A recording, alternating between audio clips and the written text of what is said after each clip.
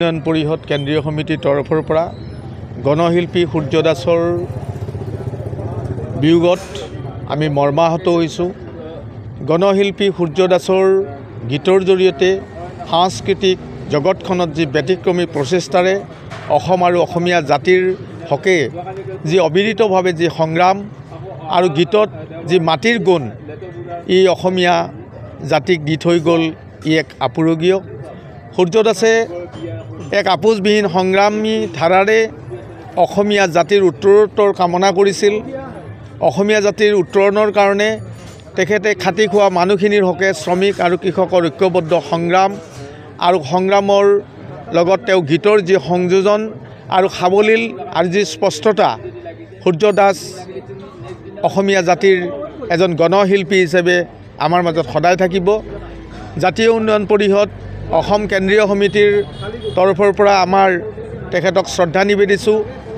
আজি সমগ্ৰ অসমত সূৰ্যদা আমাৰ মাজৰ পৰা আঁতৰি গ'ল, কিন্তু তেওঁৰ কৰ্ম সংস্কৃতিয়ে বৃহত্তৰ অসমীয়া জাতি জনগোষ্ঠীটোক আগবঢ়াই নিব। সকলো সময়তে সূৰ্যদাই এক আপোচবিহীন আৰু থলগিৰি জাতীয়তাবাদৰ অসমীয়া জাতিৰ যি আপোচবিহীন যি সংগ্ৰাম, এই সংগ্ৰামৰ লগত সংগতি ৰাখি সাংস্কৃতিক জগতত যি শিল্পীৰ পৰিচয় দি যি গণশিল্পীলৈ ৰূপান্তৰিত হৈছে, এটা তেখেত আমাৰ মাজৰ পৰা হঠাৎ গুচি গ'ল, এটা আপুৰণীয় ক্ষতি। তথাপি নিয়তিৰ খেলত এদিন সকলোৱে হাৰিব লাগিব। যদিও তেওঁ আমাৰ মাজত আজি নাই, তেওঁৰ কৰ্ম চিন্তা আৰু তেওঁ যি নতুন প্ৰজন্মক দি থৈ গ'ল, এইখিনিকে আমি সাৰোগত কৰি গণশিল্পী সূৰ্য দাসৰ যি আমাৰ যি অভাৱ, এই অভাৱ আমি পূৰণ কৰিব লাগিব আৰু নৱপ্ৰজন্মই তেওঁৰ আদৰ্শক সৰগত কৰি আমি বৃহত্তৰ অসমীয়া জাতি আগুৱাই যাব লাগিব।